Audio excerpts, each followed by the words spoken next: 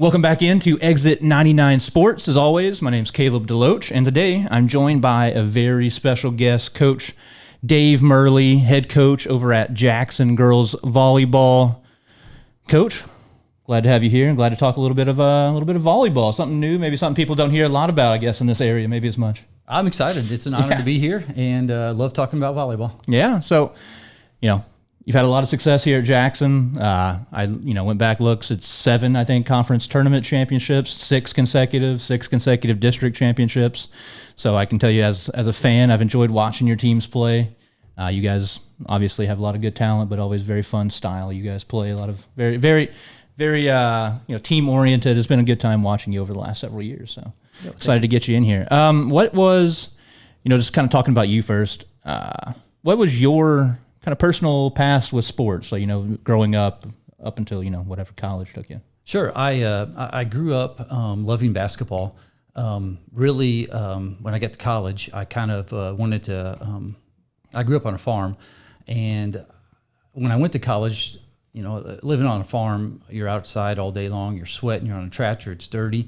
And when I went to college, I wanted to do the opposite of that, which is sitting behind a desk in a suit. I feel that. So I was a business major my first year, and during that first year, a good friend of mine, Tim Mirly, over at St. Paul, asked me if I wanted to coach the basketball team. And I was like, no, I don't think I can make that work in my business world. And then I realized I was not going to make it in the business world. Didn't understand it, didn't like it. And then, so I went back and asked him if I could coach that second year when I was in college, and I changed my major to PE, and that's kind of what got me interested in coaching. And then, was coaching. So that wasn't necessarily like a goal the whole time, like growing up. That wasn't necessarily where you saw yourself the whole time. No, not at all. I really didn't know what I wanted to do until my second year in college, when I knew I didn't want to major in business anymore. Yeah. And if he hadn't asked me, I don't know where I would have ended up or what I would have done if I would have found it on my own or not. But man, that really got me excited about coaching. Was that first year, way back in 1997. So you get started in basketball. You said up in, where did you say it's? St. Paul. At St. Paul. Okay, so St. Paul, you started there coaching, and then what was that journey like then? So you start St. Paul '97. So where did that take you? So for 3 years while I was in college, I coached at St. Paul, and basketball, I loved it. I played for a great coach, Coach Steve Burke, and Coach Eric Venable at Jackson, and they really taught me the fundamentals and the importance of all the little bitty details, and really just I didn't know it at the time. It was, but it was just really giving me everything I needed, fundamental wise, to be a basketball coach. Got to do that for 3 years, coach some traveling teams, coach my boys' teams. And then my first year, when I graduated college, I went down to New Madrid and was a basketball coach down there. Okay, so you're coaching boys over there at New Madrid? I was the assistant basketball coach, head freshman coach, assistant high school coach. And, all I ever wanted to do in life was be a boys basketball coach. Boys basketball coach? Well, let's see, that's funny now because you have Jackson Volleyball on your shirt. So what... how'd that happen? How did that transition go from basketball to getting into volleyball? Especially, like you said, maybe you didn't have that background playing, and we don't really have much of that here in Southeast Missouri anyway. So how did you get that transition? Yeah. So, my love for volleyball actually just started because volleyball was so natural to me as a player. I didn't really know anything about it. I just went out, and in PE class, everyone's like, "Oh my gosh, Dave's the best player in the PE class." just had that natural inclination. I didn't know what I was doing. I didn't know what I was doing. So when I was down in New Madrid, I was a 6th grade PE teacher, and I would walk up to the high school the last hour of the day, and all the girls volleyball players were in PE class, and they were playing volleyball every single day. Yeah. So I went out and joined them before high school practices started. And then my second year at New Madrid, after coaching the basketball team with Coach McFerrin, we won a state championship, which was really awesome. Yeah. The volleyball coach down there, Coach Fowler, retired, and they were looking for a head volleyball coach. So they asked me if I would coach it, and that's how I kind of just stumbled into it. And man, I'm reading books on how to coach volleyball, how to teach volleyball. I felt like I was really good, but I didn't know a lot about it. So yeah, I felt like you were going back through the whole school process yourself, trying to learn a new thing. Yeah. Yep. And it was really exciting. It was fun, and we had a great time, and I was very successful at doing that. Yeah, I mean, first off, I didn't know you were on the staff over there with Coach McFerrin. That's pretty cool. You were on some pretty nasty New Madrid teams, Coney Ely, guys like that down there around that time period. Yep. So when I was down there, it was Derek Tippler. Tippler was there, yeah. Rolo Ranson, Brian Minner, Ricky Smith, Jarrell Minner, the 6'8" guy. So, you had some nasty basketball teams down there. I was down there for 2 years. We won state both years. So yeah, that was it's pretty good. Such a great experience. You can just take all the credit and be like, look, I mean, there's a direct correlation here. I don't know. You know, I did help coach. No, Coach Mack was a great person to learn from, and so was his son, and it was a lot of fun down there. Yeah. So you went from New Madrid. Then how long were you at New Madrid coaching volleyball? So I was at New Madrid for 2 years total. Got to be the volleyball coach for just 1 year. Okay. And then I was getting married. I got married the second year at New Madrid, and my wife was teaching at Jackson. And it was just, we lived in Sykeston, and we knew we wanted to raise our family in Jackson. So I just had to get a little bit closer to home. Yeah. So I left New Madrid to take the head boys basketball position at Chaffee High School. Okay. And went there for a couple of years. And again, the second year I was there, the volleyball coach at Chaffee took another job someplace else, and they asked me to coach the volleyball team. Nice. So same thing that happened in New Madrid, I was right back at it. And man, I coaching volleyball at New Madrid and coaching volleyball at Chaffee was such a great experience. When I was at Chaffee, they hadn't won a game in 3 years. Wow.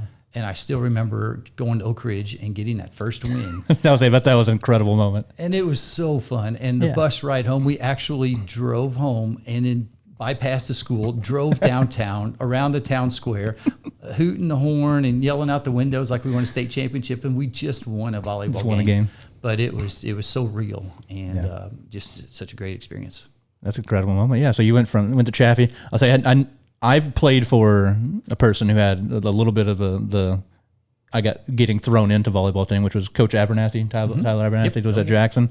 He's had the same thing whenever he was my JV coach back in the day, and he said, I came to Jackson to be a basketball coach. He's like, and they were like, hey, if we're going to give you a job to be a basketball coach, you also have to do volleyball. So he talked a lot about that, like, kind of learning on the fly. Like, I don't know a lot about volleyball, but I can take kind of the principles I know. Like you said, you learn from great coaches, Coach Burke, especially, and you had, a guy, he's in our Jackson Hall of Fame. He's a Hall of Famer. In the Missouri Hall of Fame. So, I mean, definitely, you have a good basis, it feels like, to get into the coaching world, have that like base knowledge of a lot of just how to lead young people, especially.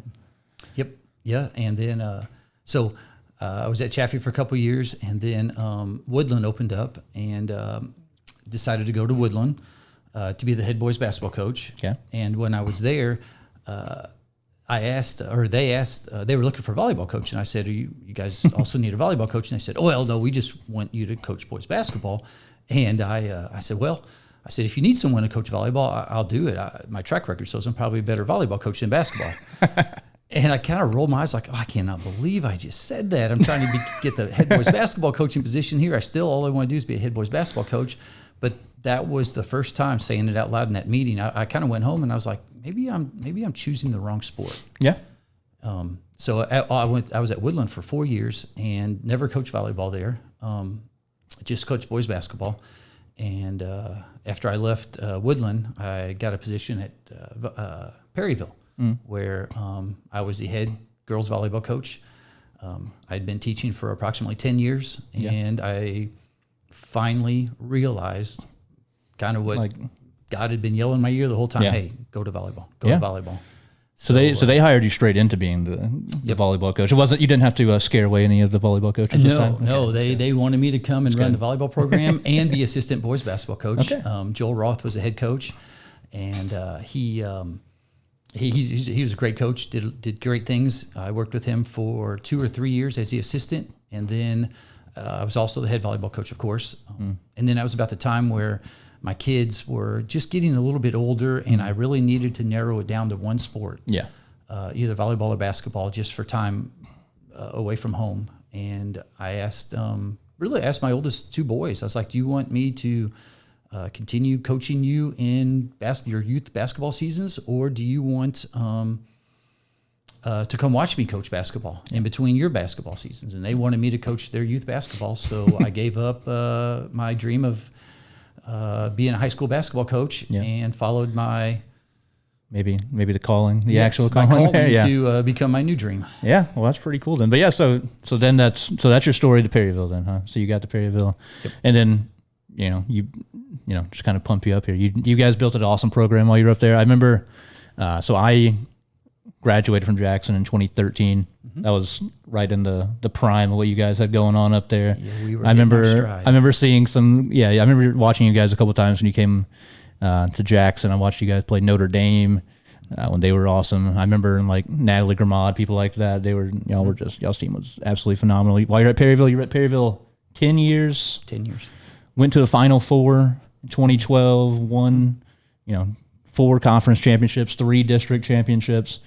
I think you put together, it was a good rebuild there, I would say, overall at Perryville. You led them from, single-digit wins sometimes early on up until, 30 wins a couple seasons there for you guys. Yeah, it was. It was so fun building that program. And, I remember back in college, Coach Rademacher, who helps coach track here at Jackson, or he did very recently. I was sitting in his coaching strategies class, and he said that you spend kind of your first 10 years,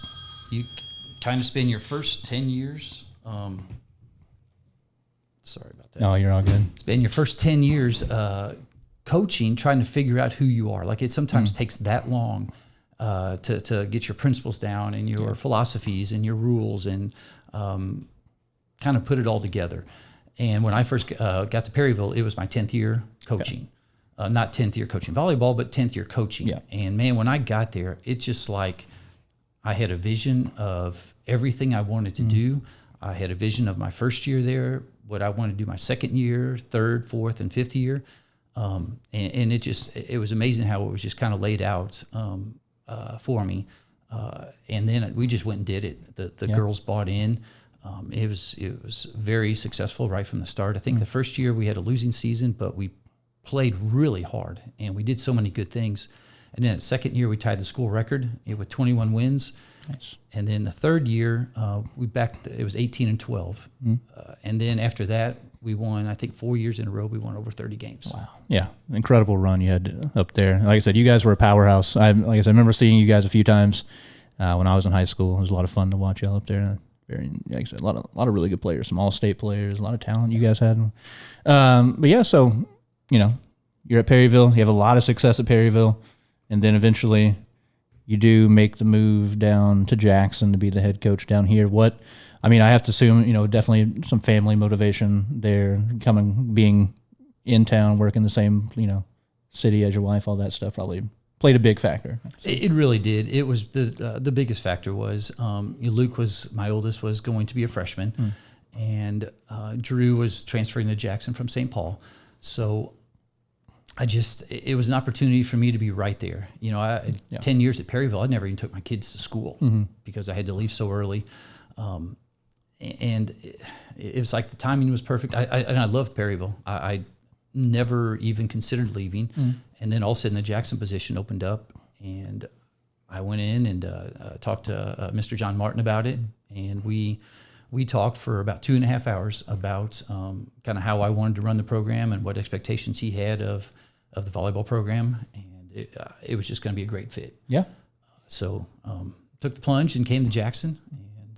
And it's been a great ride here also. Yeah, and pretty much, I don't know what your expectation was coming at first, but you hit the ground running. You had, like I said, I wrote down immediately 27 wins year one.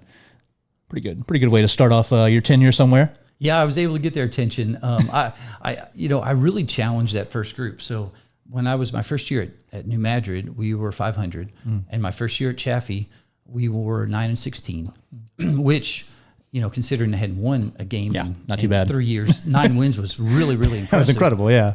And then my first year at Perryville, we were 15 and something. Yeah. I can't remember. Anyway, we had a losing season. So I told those seniors, I met with them and I said, look, everywhere I go, I have been successful, but the first year we lose because I can't get the seniors to buy in like I want them to.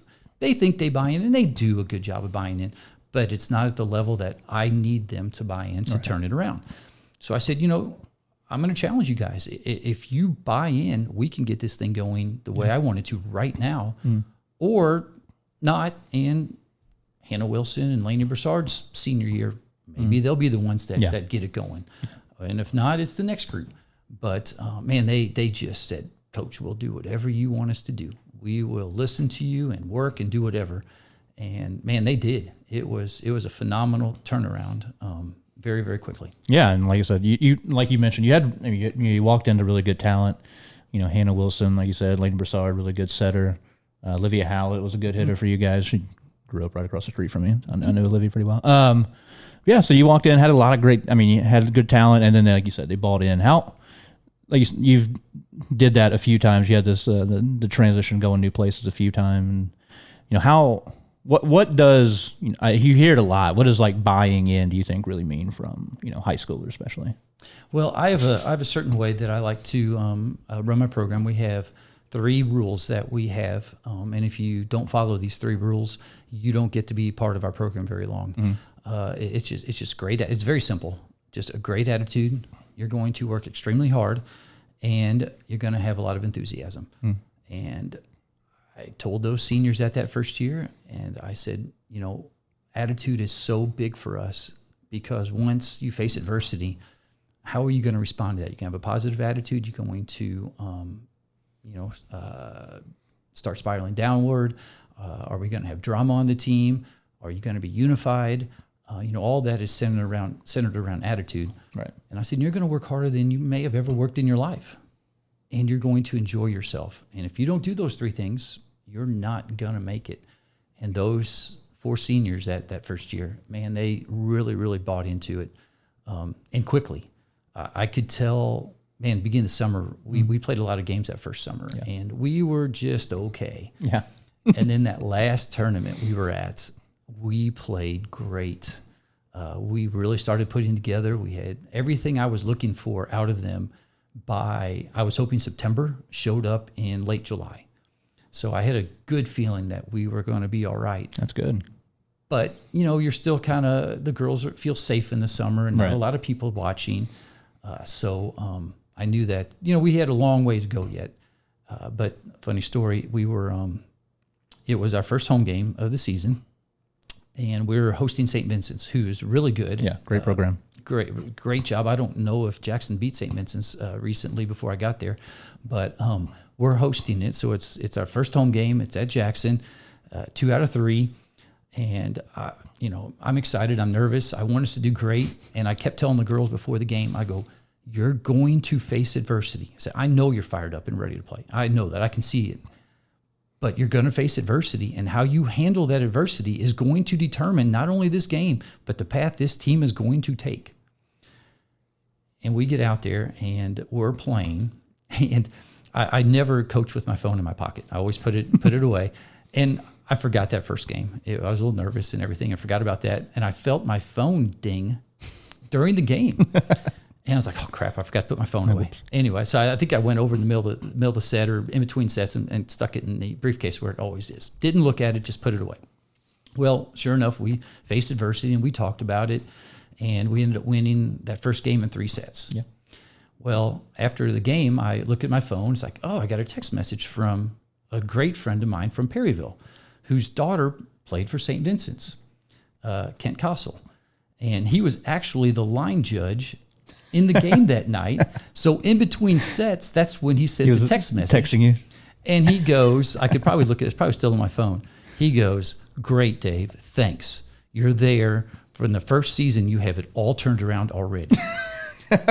We don't have a chance. And it just was really cool that he felt the need to go out of the way to send that message. Because he had seen how Jackson had played in the past. Right. And he could tell that just by our attitude and our demeanor, we had started to turn things around. All right.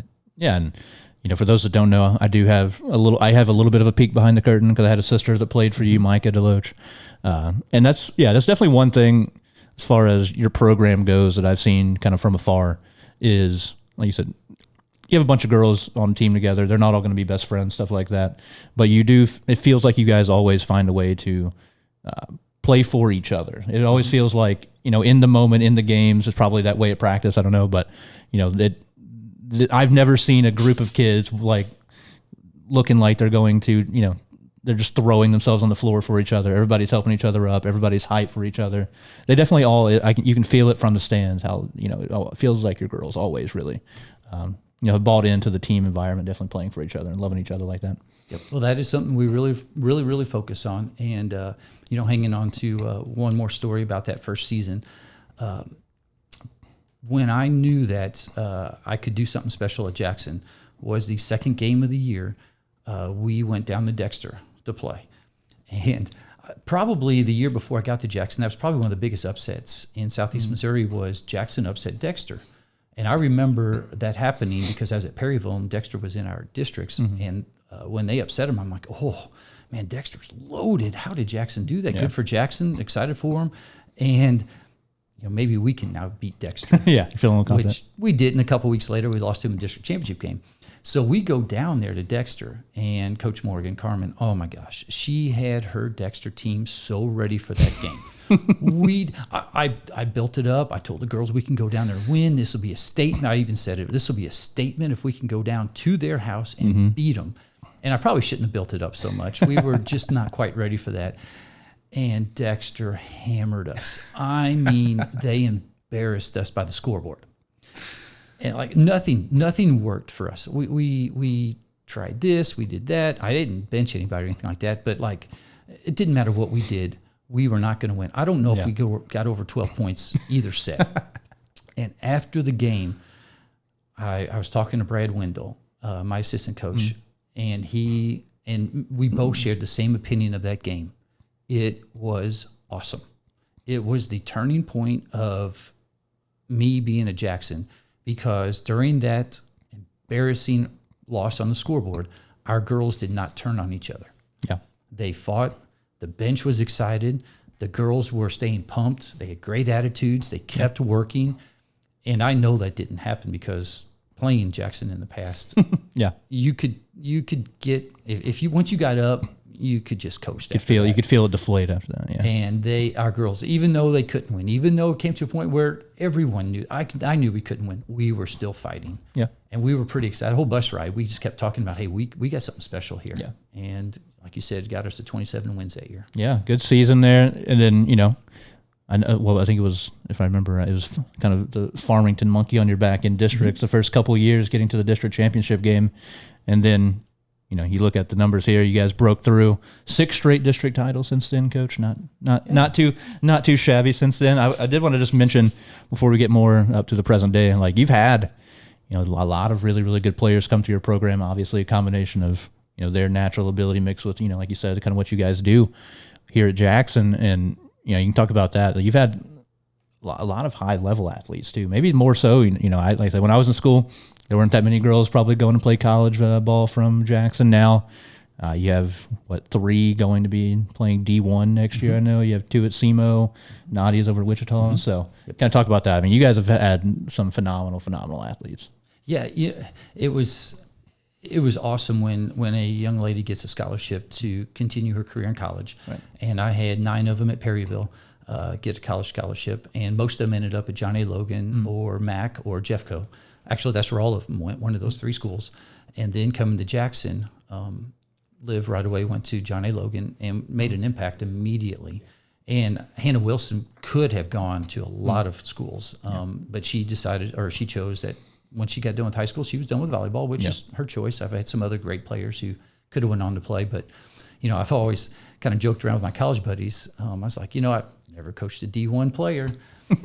And then all of a sudden, in the one season, I've got 3. Yeah, I got Katie, Holland, and Nadia, which was just really cool and really neat. But nothing changed. The girls still had great attitudes. They still worked really hard. My expectations of them didn't change, which, I felt that was a really good thing for us because we just kept grinding and working and doing what got us to that successful point. Yeah, and around, I remember that, like, I knew that team pretty well. And like around those girls, you had, Ella went to Maryville, yes, you Ella had Grace, you had, you guys had a very, very loaded team. And like I said, 3 straight years, 30 wins, 33 this past year, program record, big time season. And that was, kind of getting into, I guess, talk about last season a little bit. What was your expectations going into last season? You obviously have Katie, who, broke every, hitting record there is probably by her sophomore year. Mm-hmm. And so, you have that around her, but you had, some youth, maybe some little inexperience around her. So what was your expectations going into this past year that was, leading to an awesome season you guys had? We always have high expectations, but I always try to set realistic expectations. I don't really share those with anybody, but, my one goal, everybody kind of asks, what's your goal every season? It's simple. I want to overachieve. Whatever I think we can accomplish, I want to overachieve it.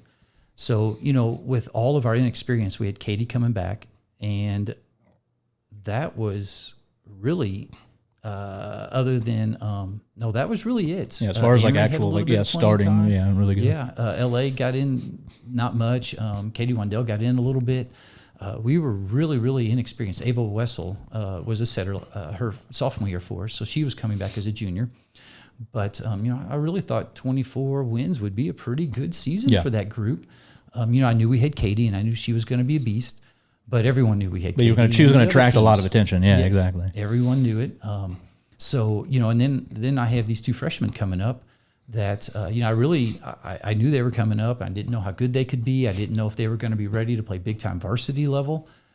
So I just didn't know that Amory Winston was going to turn out to be one of the best liberos to ever come through Jackson.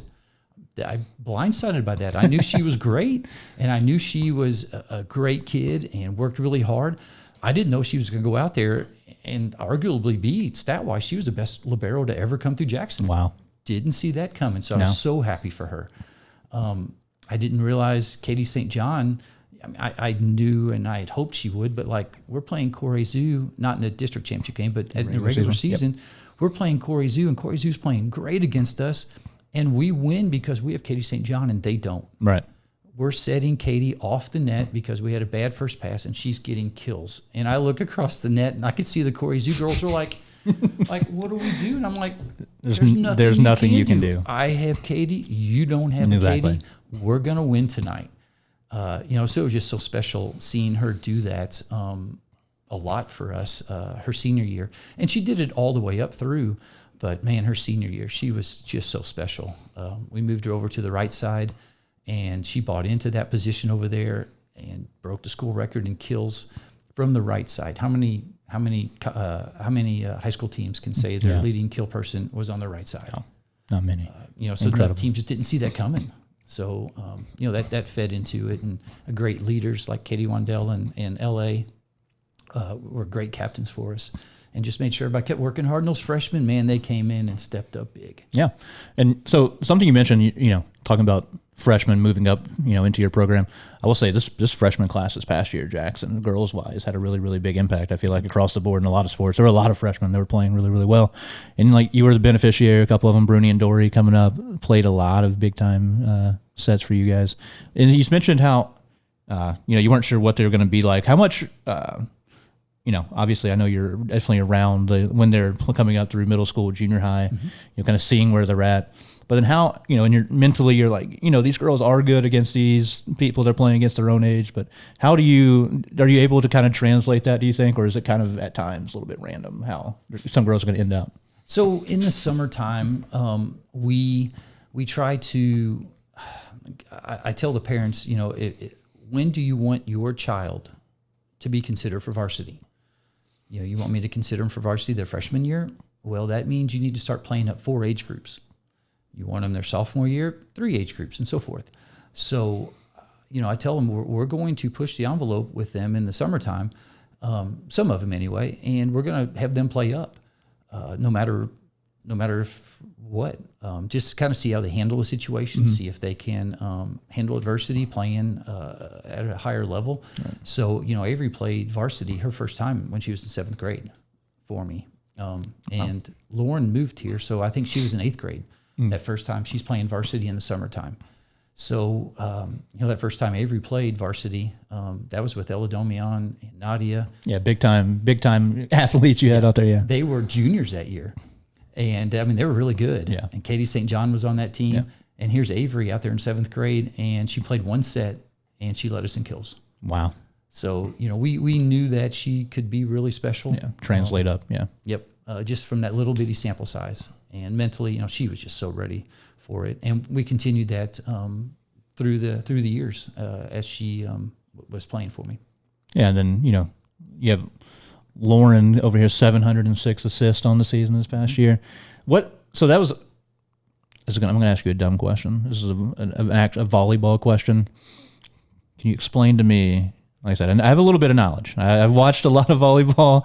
I'm not going to act like I know a lot of volleyball. So explain to me how formations work in volleyball, how you run 5-1, 4-2, things like that. What do those things mean to the uninitiated? Okay, so if you want to run one setter on your team and only have one setter, we did that with like Lainey Broussard. It's called the 5-1 offense. Okay. I don't know why they call it 5-1. Nobody ever told me that when I was reading those books. I just know it's called the 5-1. Fair enough. You've got 5 hitters and one setter, which doesn't make sense. Yeah, because not all of them. Anyway, 5 people trying to hit it to one person, I guess. Yeah, I guess so. So when Lainey would be in the front row, we'd only have 2 hitters because she would be the other front row player. And when she goes to the back row, she's still our setter. And then we would have 3 hitters that we could set. Yeah. And she never comes off the court. There's huge advantages to that because if you only have one setter, then all the hitters can get used to the same setter all the time. They can get used to her tempo, her speed, and it can really be beneficial. You can be a little limited when she's in the front row because the other team knows that she can't set to the right side hitter because there is no right side hitter. Right. So you need your middle to be able to run some backslides, and you need to just speed things up, do some different things like that. Okay. But you can be really successful doing that. But if that one setter goes down, you are now pulling up a JV setter, yeah. or you're pulling up your bench setter on the varsity who doesn't have any reps. Right. So you could be in a lot of trouble for that if she gets hurt, which Lainey did that year. She got a concussion. But then we had Madeline Borner on the JV, and she proved that not too bad by the end of her career either. There also. Yeah. Or you could run a 4-2, which is what junior highs usually run, where your setter's in the front row all the time. You have 2 different setters. They're always in the front row. I don't know that many varsity teams run a 4-2. Okay. It's more of a learning 11, 12-year-old type offense. Okay. Very simple. Although I did have a good friend of mine who won a state championship running a 4-2 back in the early 2000s. So, it can be done at a high level. Yeah. But you just don't see that very often. Okay. And you can run a 6-2, which is what we ran last year, where both of your setters are always in the back row. So when Lauren Dory last year would go to the back row, she would be the setter. When she goes to the front row, she turns into a hitter, and Ava Wessel would be the setter. Okay. So that's the differences. With that, you always got 3 hitters. The other team can't key in on one hitter because you can set right, left, and middle at all times. If one of them gets hurt, you can rely on the other one to run a 5-1, or you can plug in a JV setter or another setter to fill in that void. But you're getting, your middles are getting used to 2 different setters, which timing becomes an issue. Yeah. All have advantages, all have disadvantages. Yeah. I don't pick one over the other. I kind of take my team and see who I've got. So you just base it off personality. You don't you don't pigeonhole yourself? Okay. No. It's, we're high school. We take whoever walks in the door. Yeah, exactly. And we mold it to fit whoever walks in the door. If I was recruiting. So you're like most high schools. Yeah, yes. Not some of the ones you play against. Yeah, right. Yeah. If I was recruiting one of those schools, I don't know what I can say. I can say it. You can. Maybe you can't say it. I can say it. When I said recruiting, I was talking college. Yeah, exactly. Right. Yeah, nobody does that. No. But yeah, it also helps. You have 2 very talented, setters, like you said, Lauren Dory. Ava Wessel, and also helps when, having a freshman, Lauren Dory, that's walks in the door like 6'1", 6'2", whatever it is. Doesn't hurt either.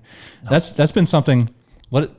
I get that. That's my favorite question to people that there's not a real answer to. I get all the time from strangers is like, what are you guys doing? How do you guys have so many tall people at Jackson? What I was like, I don't know. We're just lucky. It's the German ancestry, maybe. I don't know. Well, we do have tall people, and we are kind of tall. But when we start playing Class 5, exactly. We're not so tall anymore. No, yeah, my middles last year were 5'8", Katie Wandell, and Lafayette 6'1", 6'2" middles, and then you got the Witherspoon girls of 6'4" and 6'1". Yeah, so all of a sudden we're little again.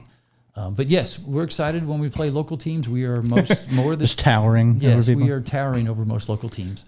But yeah, it gets a little bit different when we head up north and start playing Class 6 schools. Yeah, exactly. Class 5 schools. Yeah, I've seen some of the teams you guys have to play against, and it's a different ball game once you get up to suburban St. Louis schools a little bit there. But speaking of last season, for people that are watching, you've already seen this episode. I did an episode about a year in review this past year. Obviously, we didn't cover volleyball in the podcast this past year. Started a little bit too late for that, but we mentioned, biggest moments of the year, things like that, kind of the best moment that you experienced. And I know from, like I said, some experience having a sister on the team, things like that. You guys have played Incarnate Word a lot over the last few years. They have a lot of very, very talented girls. They made life difficult, frustrating a lot of times. And I thought one of the cooler moments I got to see for you guys this past year, watched you guys online play Incarnate Word and beat them at the Jackson tournament. I bet that was a little bit of maybe a little bit of a monkey off the back type situation, kind of getting over the hump, beating a team like that successful. Yeah, that was such a rewarding win for us and the girls, because that was the first time in school history we beat them. And like we've been ever since I came to Jackson. That was one of the things I talked to Mr. Martin about. Is like we need to get some teams on our schedule to get us ready to make a run at state. If we're going to get to the Final Four, we have to start playing these teams, and not just one of them. Half our schedule has to be against these teams. Last year we played, or like Nixa and League Summits and all those teams that we played. So, at the beginning when we started playing them, our girls, they fought hard and they worked hard and they thought they could win for years. We just couldn't get the job done. Right. But now, we honestly believe, every time we walk on the court, if we play at our level and we play the way we're supposed to, we're going to win. And last year was the first time that, we'd worked and talked about it, but we just couldn't find a way to consistently do that until last year. Yeah. Last year, they just were like, we're ready. This is our chance. Yeah. L.A. and Wandell and Amory, and those three, they sat on the bench their junior year. And what people don't know is Nadia and Holland and Ella and all them and Sydney and Krista that were so great. L.A. and them, they beat them most of the time in practice. They were right there taking their best shots. So their entire junior year, every single day in practice, they're going up against one of the most talented teams in the state. Right. They're going up against 3 D1s. Mm-hmm. So their senior year, they're like, this is nothing. They've seen it every day, yeah. Nixa doesn't have anyone as good as Nadia. They don't have a Katie St. They don't have an Ella. Holy cow. Ella can just hit it so hard. Freak athlete. So it's just they were so calm out there, and they're like, we're going to win because we're prepared for, even though we didn't get to play last year, we got so much better in practice. Yeah. And, you talked about the attitude and the energy that the players have that don't get to play. That's why they were so good their senior year, because on the bench and in practice, they worked so hard and they were still part of the team, even though they didn't get on the court very much. And that allowed their senior year to be 8 games over what I even thought we could accomplish. 8 wins over what I thought we could accomplish. And we just set the bar so high, beating Incarnate Word, beating Nixa. Yeah. Went on the road, beat Eureka. That was a big one for me too, because Eureka's one of those schools that just consistently, like I said, Metro or suburban St. Louis, just one of the great programs up there. Yeah, Eureka. So, we were down 21-14 in the 4th set. in that game, and we had to win that fourth set. Yeah. Which was that was one of my biggest comebacks in my coaching career. That we came back in and won that one, and that was at their place on senior night. Yeah. That was a remarkable game. Yeah, that was a huge one for me. Like I said, there's certain teams like that. I mean, you just beat Incarnate Word not too long before that, but seeing you guys win that game, get over that hump, and then seeing you go on the road to Eureka, like I said, a school that you just consistently see, like you said, 25, 30 win seasons like that against the teams that they play night in and night out. Just really, really impressive stuff. But yeah, that was something I was going to bring up because you guys, consistently play a tough schedule. We just mentioned a couple of those teams. I mean, you play obviously all the SEMO area teams, teams that, Notre Dame had a good season last year. Cape had a good season last year. Dexter's always tough. Farmington's always tough. Speaking, that was a, I don't know if that was like exciting all the way for you, if it was like you lost a few hair follicles after that game, or what that experience was like. Watching that come back also from afar was an experience, I would say, too. It was. And, I enjoyed that Farmington game so much because we've been playing so good, and we get up there at their place, and Farmington's playing out of their minds. I mean, I'd scouted them and I'd watched them, and they are playing at such a high level. And we weren't playing bad. I wouldn't say we were playing great. We were doing okay. And, we lose that first set. And I actually thought we were going to come back and win that first set. We had a little run there late in the game and didn't win it. And that second set, same thing. I kind of thought we were okay, and then we lost it. And I was like, if we lose this, I'll get their attention in practice. Yeah, it's going to be a learning moment of that. Yeah, and it wasn't like we gave them the game. Like Farmington played great against us. Haley come in here. She told I was the best game they played all season long. Yeah. And then we won that third set, and we're down big in that fourth set. And we actually fought off 3 match points. And all 3 times I'm like, well, gosh, it was now I really want. We made it this far. It's like, gosh, I really kind of wanted to force a 5th set just to see how we could do. Yeah, like let's try to win it now. How about that? And like it's like I told the girls, and we're a religious based community, and it's great that I can talk to them. We say a prayer before all the games. We have a player that leads us in prayer before all the varsity games. It's a really special moment for us. We had Bible study a couple years ago. One of Charlie Kep led us in some Bible studies, which is just an awesome thing. And, I tell the girls, I was like, you want to be mentally tough. And if you really want to be mentally tough, you need to pray to be mentally tough. But just beware that, God doesn't just make you mentally tough. He put you in positions where you're forced to be mentally tough. And then you find out what you're really made of. So, that was one of those things. I just remember thinking, it's like, well, I asked to be mentally tough. I asked for my team to be mentally tough. This is our test. Here it is. So, maybe we're not quite where we need to be at. And, what do? We found out we got a lot of mental toughness because we handled situations like that. And that was really rewarding. Yeah. And so, kind of guess coming up here now to present day, once again, you guys win your 6th consecutive district title this past year. Another quarterfinal appearance, which had not been something Jackson had never seen the quarterfinal round before your tenure here. Been there now 3 years in a row, I believe. And then going into this next year, so it's becoming a tradition for you, just losing an all-time great front row player here, 6-footer that's going to be playing at the college level now in Katy. So let's start with, we're in the middle of the off season right now, or the middle of the summer right now, at least. What's this been like so far, this whole off season for you guys up to this point? It's been an awesome off season. I love summer volleyball because I get to see the new people emerge as leaders. I get to see the new people who desire to be a captain. We go through the captain interview process with them. We challenge them to, every year I want my players, no matter how good they were their freshman year, to be better their sophomore year. No matter how good they were their sophomore year, to be better their junior, and so forth. So they're better every single year. Right. And I want my teams, and we talk about that. We talked about it last year. That team last year won 29 games. I want you guys to do better. Last year's team won 33. I want this year's team to win 34. Yep. And that's my challenge. I'm like, but Katie's not here to bail you out. Right. When you don't make a good pass. Amory's not here to take those hardest hit serves and hardest hit balls. And it's your turn to step up. And, there's some girls that didn't get a chance to play a lot last year that this is their chance. Yeah. Jade Cowart, she's ready to show everyone in Southeast Missouri that Amory Winston, I'm Jade Cowart.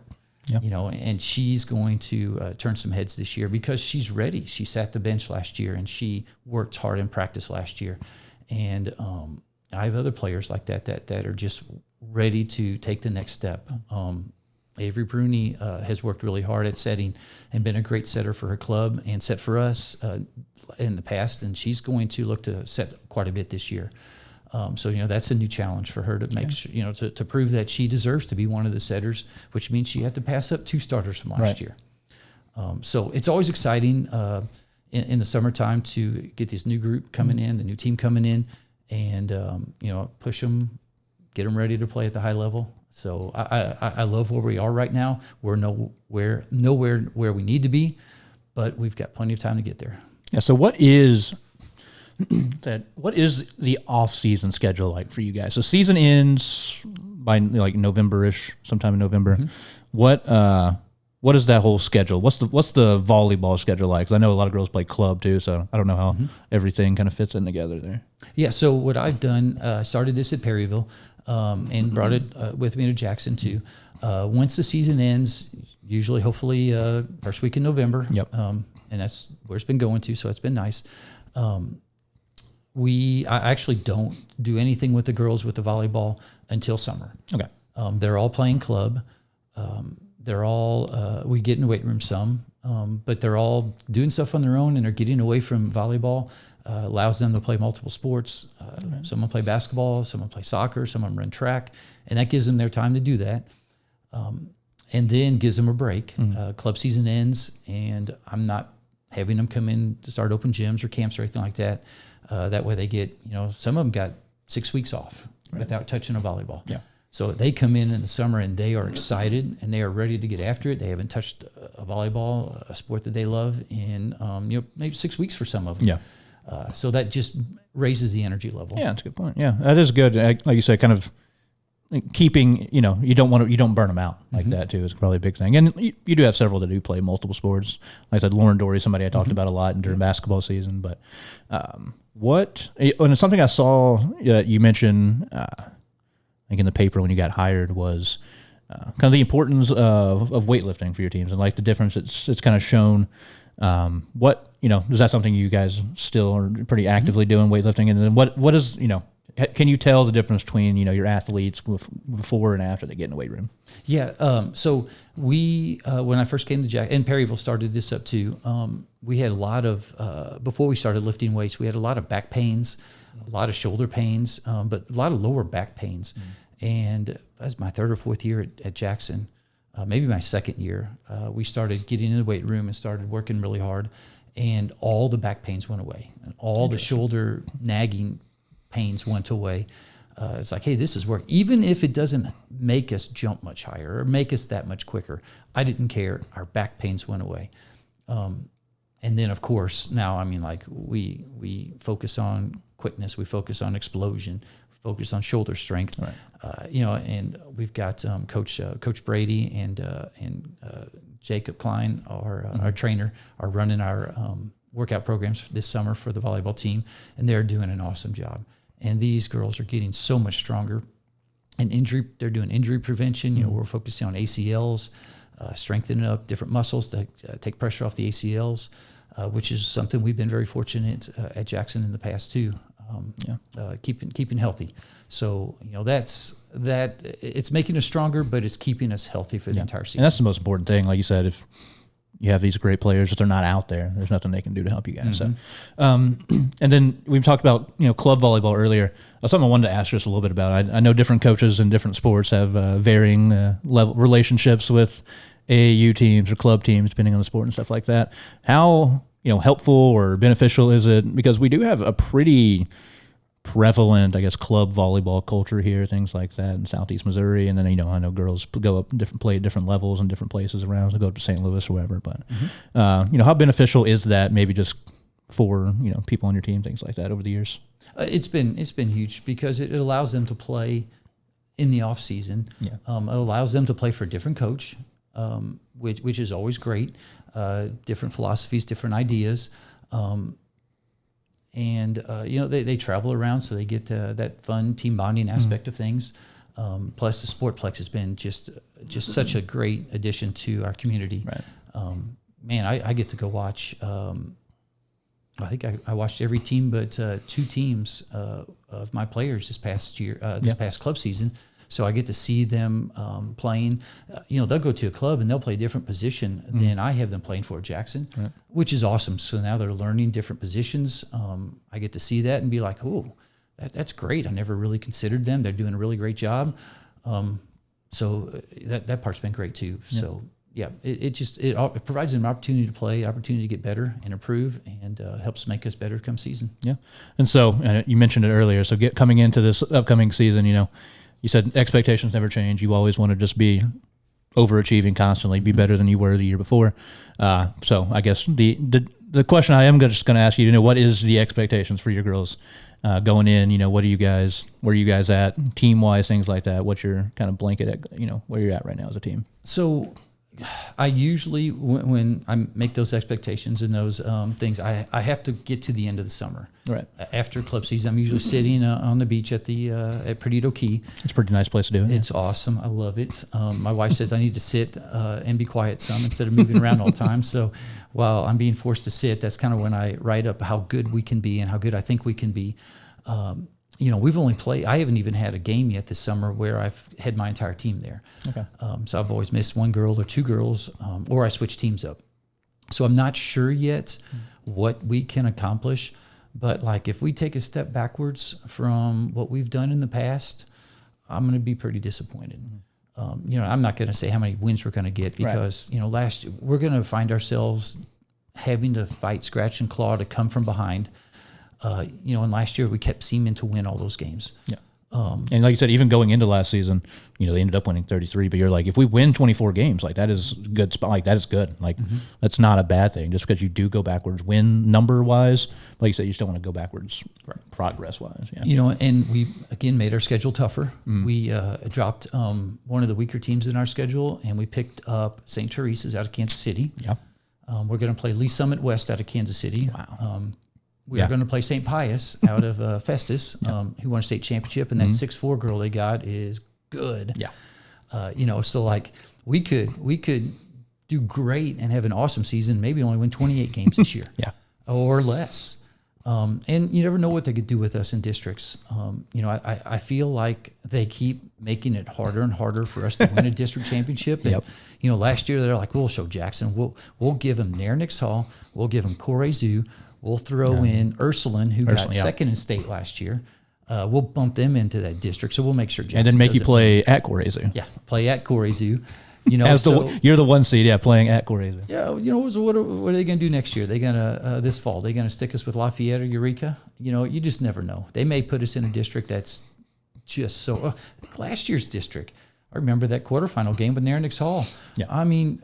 And I felt like we were better, but Nairnix could have easily won that game. Right. It got tough. They got really close, and our girls could have easily folded that 4th set, and all of a sudden we're playing in the 5th set for our lives out there. So you just never know for sure. But the way the girls are working hard, and if we stay healthy, I don't see us taking a step back, and I'm pretty excited about that. Yeah, and so you do lose 7 seniors. Obviously, we talked about some of the ones that, how impact, but you have 6 girls on last year's roster. I don't know what the number is going to be by the time you get to there, but you're going to have the seniors that are going to be, taking that maybe leadership role this year. How excited are you to kind of see them in that development? Once, you're not there yet, but how excited are you to see them get to that spot in their careers here with you guys? It's great because these new seniors are, they've seen the leaders from the past, and they've seen the Hollands, and they've seen Ella, and they've seen those girls be leaders, and they want to, and it's fun to watch them try. I'll be in the huddle, and I'll say, Ava, what else you got? And she kind of takes a deep breath because she's like, oh yeah, that's right, I am a senior now, or oh, I just got put on the spot. And I purposely do that just to see their response. And then they stutter through something. And then all of a sudden, after they stutter around a little bit, they're saying great stuff. Yeah. And then the second time we get into a huddle, Jade, how'd practice go? Man, she's ready to go. She spits out a great answer. And then I ask the next one after the next maybe timeout or break in camp or something like that, and they're ready to go.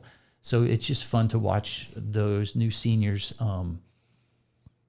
grow as great leaders. And that's what they've done this summer. And, that part's been fun. We've got 5 seniors this year that we'll have. We have a new addition. We have a young lady that moved here from Mobile, Alabama. Okay. I don't know if you remember Tally Haynes. Yeah. Played Cape Central. Yeah. Dad was Joey Haynes. So he moved his family back up here to Cape Girardeau, and Milena is going to be a senior this year, and Maria is going to be a sophomore this year. So those two are great additions to our program because they have the attitude, the work ethic, the enthusiasm that I'm looking for. They've already got it. They were taught those things from a very young age. So they just came in that day one for camp and just blended right in with all of us. Right. So we're excited that they're here also. Yeah, they're going to make an impact for us. Yeah, and you have a lot of girls that weren't seniors, like you said, that are stepping up into leadership roles. And you mentioned, Avery Bruni going to be stepping up into, maybe a bigger role on the team, different role. Like you said, have to go and take it from people depending on what you want to do out there. But how important is that going to be? It's kind of seeing, you had, like I said, Lauren Dory, Avery Bruni were both freshmen playing a lot for you last year. Seeing you get some of those girls, you have a big group, I know, on last year's roster of sophomores and freshmen that played, up and down throughout freshman, JV, and some on varsity. How have you seen up to this point, kind of how they've progressed and, where they're maybe going to be up and coming this season? It's scary. Yeah. Because Avery and Lauren are going to be better than they were last year. Yeah. And it was 2011 is the last time I had a freshman start varsity and play all the way around, never come off. And there was only one that year in 2011. Last year, I had 2. Yeah. First time in my coaching career, I have 2 freshmen starting varsity. First time in my coaching career, I have 2 freshmen starting varsity that never come off the floor. And they're going to be better their sophomore year. Yeah. And the way they work, they're going to be better their junior year, and they're going to be better their senior year. So, the progression of them two is scary for everyone else. Excited for me because I get to see this all unfold, and it's going to be pretty exciting. Yeah, I'm excited for it too. You guys, I looked up you guys have first game of the year, September 3rd. Got still a long way to go here. You guys are going to be, what you guys did last year too, where you played over at Carterville over in Illinois a little bit. Yep. We'll play Carterville and Pinckneyville that day. So that'd be a great challenge. Those 2 schools were actually pretty decent last year. We went over there and played really, really well, and won both of them pretty easily. But they both ended up having some pretty good years last year. So this year they're both going to be pretty good again. Carterville's going to be a lot better, and Pinckneyville graduated quite a few, but they have some young ones coming back that are pretty good. So it'll be a great challenge to see how we get on the bus and drive over there and get them right off the bat. Yeah, you guys are going to be challenging yourselves from the get-go, going over there. I like, you played, I'm just going to start just getting weirdly specific here, but you guys played the Jackson Showcase last year. Both those teams from, like, the Memphis area or wherever they're, like, North Point, Dyer County, were both really, really, like, I think they both were in the state title game in their classifications. I think North Point won and Dyer County got second place, something like that? I think so. So, I mean, they did really good. Yeah, so, I mean, you guys continue to challenge yourselves again this year. Like you said, the teams that are going to stay on your schedule combined until you bring back. Yep, so. We played Dyer County last week or 2 weeks ago in the summer tournament, and they beat us. They got that big 6'2" girl that's getting D1 looks, and she's really, really tough. So, I'm really looking forward to that challenge of playing them again when it counts. Yeah, I'm excited. You guys are playing a tough schedule. I hope, like I said, I want more people to get out there, see your kids. That's why I always tell people whenever I shoot these, my goal is not for more people to know my name out doing this. I want more people to know, these girls going to be playing for you. the athletes that are the ones spending hours and hours in the gym, blood, sweat, and tears out there. You guys are going to be really good again this year. 33 wins last season, and you played a pretty good home schedule. You're going to have Eureka here. You're going to have Jorge Zoo here. So, I'm hoping you guys we get to spread the word here, get some big crowds out there over at the event center. And gosh, it's been great. I remember that first year when I came here, the J crew, they didn't show up to volleyball games. Right. There was I don't know why we really pulled out the other side of the bleachers. We should have just pulled back the one side with the chairs, the stadium chairs. Then it would have looked probably more full. Yeah. But now, golly, we are packing the place for as big as it is. If it was at the junior high, it wouldn't be big enough. Right. Or if it was in the multipurpose, it wouldn't be big enough. So, we really feel like we put out a great product. Mm-hmm. And I promise, I tell people all the time, if you haven't been to a volleyball game in a long time, if you show up, you're going to be hooked. Right. We make it fun. It's enjoyable. You're going to see young ladies out there doing very remarkable things every point of the game. There's never a boring moment when it comes to volleyball, because every time we jump up to hit, there's a chance we're going to hit somebody in the face. Yeah. On the other side, there's a good chance someone on our team's going to be diving for the ball. Yep. And then when you get these long rallies, and they changed the rule for this year where they're not going to call doubles anymore. Right. Interesting. You got yourself a rally, and all of a sudden the referee blows a whistle and sticks up two fingers, and half the people in the stands are going, "What was that call? What does that mean?" And the coaches are like, "Oh, such a good rally." This year they're doing away with that call. So okay, that's interesting. It's just going to make longer rallies, which is the most fun part about volleyball, is when you get those long rallies going. So I'm excited to see how that changes the game of volleyball in a positive way for us. Yeah. But it's gonna be fun. If you show up for volleyball for the first time, I promise you'll be hooked. Yeah. No, it's gonna be a lot of fun. You guys, like you said, put out a very fun product. Obviously, you have great talent, like we mentioned earlier. Your girls always play hard, and they always play for each other. They're very fun to watch. Very fun to watch them, interact and be out there on the court together too. So, Coach, wrap it up. Thank you for your time here with me today. A lot of fun getting to talk to you, and hear more about what the program, what you got going on over there. Well, thanks for having me. I appreciate it, and thanks for doing this. Yeah, no problem. And thank you guys for watching, listening. Like Coach said, go check them out. Season starts first week of September. You can find their schedule on misha.com. So get out there. They're going to be playing a lot of games, playing a lot of really good competition here at home, and we hope to see more people out there. Come fill the stands, come pack it out. Students come pack out J Crew. And it'll be a blast. So, Coach, thank you for joining me. Everybody, thank you for watching, for listening. We'll see you in the next one.